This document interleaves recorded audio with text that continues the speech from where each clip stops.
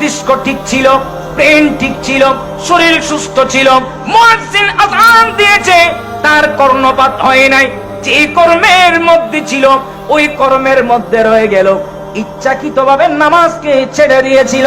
কিয়ামতের ময়দানে বলবেন, বান্দারে আমি তো তোমাকে সুস্থ রেখেছিলাম, ব্রেন ঠিক রেখেছিলাম। করোনা যখন চলছিল, মানুষ ভয়াবহ অবস্থা, অক্সিজেন নিয়ে দৌড়াদৌড়ি, এদিক সেদিক দৌড়াদৌড়ি, ওই কঠিন মুসিবতের মধ্যেও তো আমি তোমাকে সুস্থ রেখেছিলাম, রিজিকের ব্যবস্থা রেখেছিলাম। এরপরেও মুয়াজ্জিনের আযান তোমার কর্ণপাত হয় নাই, তুমি নামাজ পড়তে আসো নাই, আমার দরবারে সিজদা দাও নাই।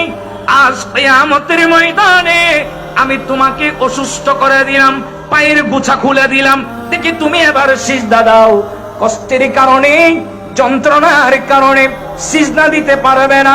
সিজদা যখন দিতে পারবে না, চক্ষু অবনত করে ফেলবেন, মাথা নিচু করে ফেলবেন।